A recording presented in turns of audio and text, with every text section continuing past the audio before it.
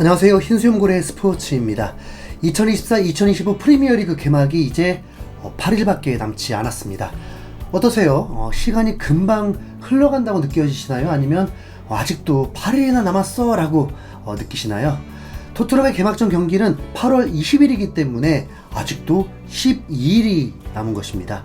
토트넘은 그 사이에 이제 완전체가 되기 위해서 선수들이 모두 모였고 훈련 현장도 공개가 되었습니다. 손흥민이 함께 있는 훈련에서 반가운 얼굴들이 있었는데요.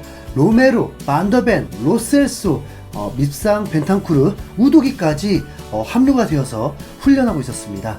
토트넘이 한국을 방문하고 있을 때 로메로, 로셀소, 벤탄쿠르가 복귀했던 영상이 올라오긴 했었죠. 훈련 분위기는 우리가 봤던 모습과 매우 달랐습니다. 한국에서는 기온이 35도까지 올라 있으면서 선수들이 땀에 흠뻑 젖어 있고, 클루셉스키는 축구를 하면서 이렇게 더운 곳에서 훈련하는 건 처음이라고 하고 선수들이 진이 빠져 있기도 했죠. 살짝 미안할 정도로 말이죠. 하지만 런던에 돌아가서 훈련을 할 때는 긴팔을 입은 선수들이 대부분이었고, 엔지 감독은 얇은 점퍼까지 입고 있더라고요. 현재 런던은 한국과 완전 다른 기온입니다. 한국의 4월 중순 같은 날씨라고 보면 됩니다. 선수들이 훈련할 때도 20도 초반으로 예상이 되고요. 훈련을 통해서 다음 시즌 토트넘이 기대된다? 그런 마음은 없었습니다. 먼저 선수들 구성을 살폈는데 아츠그레이를 못 찾았고 에메르송이 보이지 않았습니다. 토트넘에서 마지막 추억을 남기기 위해 한국을 왔는지도 모르겠습니다. 에메르송은 2달 가까이 이적설이 돌고 있으면서 AC밀란 이적이 더욱 유력해지고 있는 상황입니다. 떠난다고 봐야죠. 그런데 히샬리송도 안 보인 건 좀 신경이 쓰였습니다. 히샬리송은 한국에서 경기는 못 뛰어도 훈련은 같이 한 걸로 알고 있거든요. 그런데 아예 보이지 않았습니다. 그 타이밍에 토트넘은 스트라이커 영입설이 끊이지 않고 있죠. 토트넘이 히샬리송과 스트라이커 한 명을 추가로 두는 제대로 된 투자를 하려고 한 건지, 아니면 히샬리송을 보내고 다른 스트라이커를 영입하려고 한 건지 궁금할 수밖에 없는데, 이적 전문가인 벤 제이콥스는 SNS를 통해서 알 아흘리의 히샬리송에 대한 관심은 이전에 밝혀진 바와 같이 진짜라면서 아직 입찰은 없지만 거래자들은 토트넘이 6천만 파운드를 요구하고 있다는 것을 알고 있다.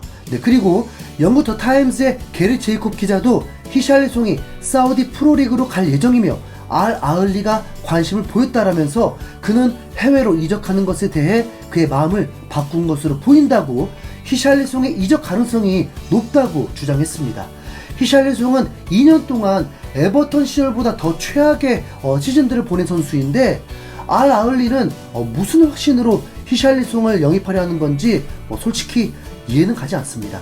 히샬리송이 토트넘 주요 전력 선수로 보는 건 결코 아닙니다. 하지만 B클럽이라면 주전 스트라이커에 백업 스트라이커까지 둘 수도 있는 건데 말이죠.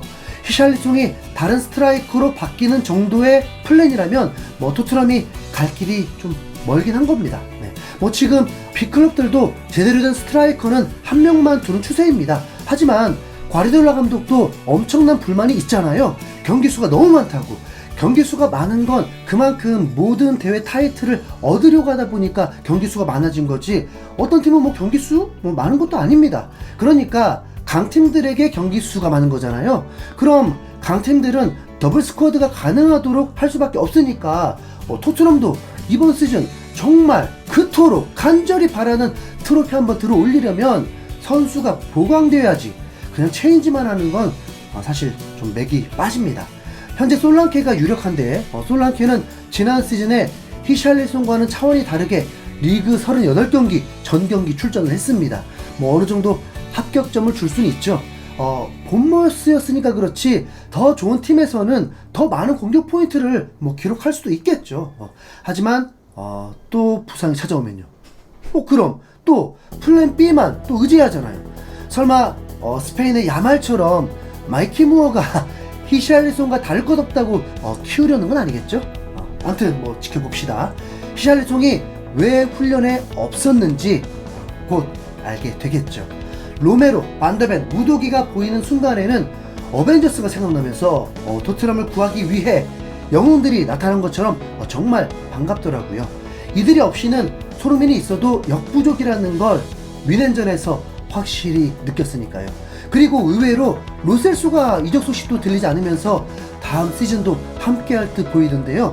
현지 팬들도 로셀소 떠나지 말라는 응원 코멘트가 정말 많았습니다.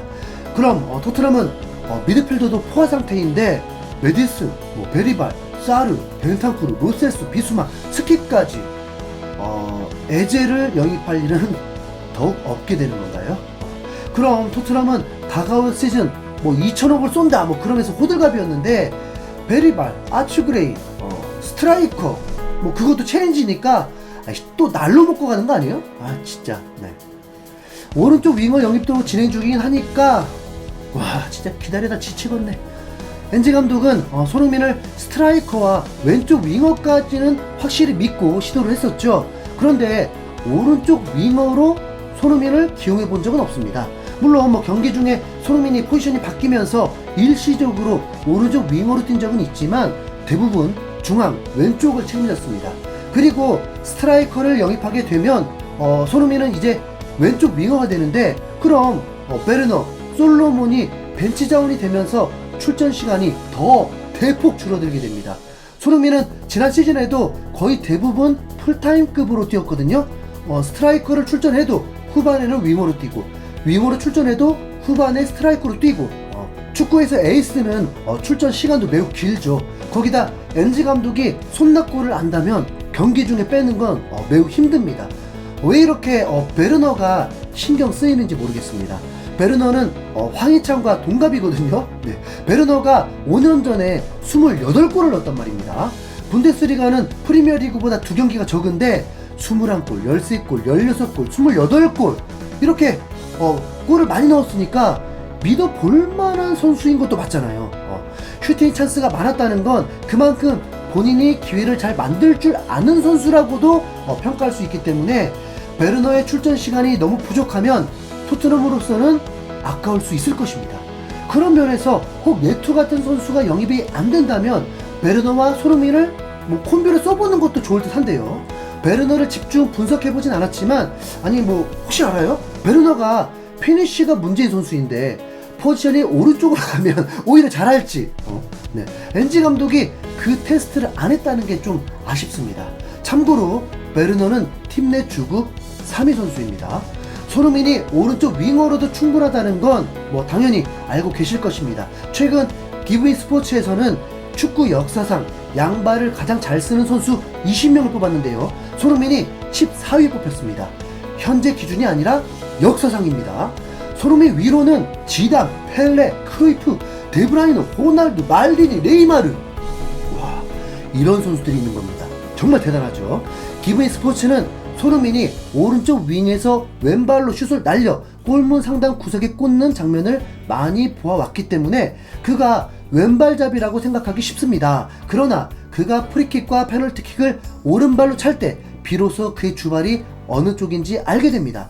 2024년 8월 현재 손흥민은 프리미어리그 역사상 약한 발로 가장 많은 골을 기록한 선수로 총 46골을 넣었습니다. 이는 양발을 모두 잘 사용하는 것으로 알려진 전 동료 해리케인보다 많은 기록입니다. 토트넘에서 가끔 중앙 역할로 전환하면서 수비수들은 손흥민의 방향을 예측하기 어려워합니다 라면서 극찬을 했습니다. 다시 상기시켜주네요. 손흥민은 프리미어리그 역사상 주발이 아닌 발로 가장 많은 득점을 한 선수라는 것. 그리고 제가 기억하는 손흥민의 왼발슛은 맨시티전에서 개막전 왼발골, 그리고 레스터시티와의 경기에서 14분 만에 헤드트릭을 했을 때 그 중에 한 골이 왼발 중거리 슛이었죠. 여러분 또 생각나는 왼발골이 있나요? 46골이나 되니까 정말 대단한 선수죠. 기브인 스포츠는 손흥민이 한국에서 인터뷰했던 것 중에 무리뉴와의 관계 부분을 기사로 게재했는데 그러면서 손흥민이 토트넘 역사상 가장 위대한 선수로 기록될 것이라고 알렸습니다. 두말하면 잔소리죠.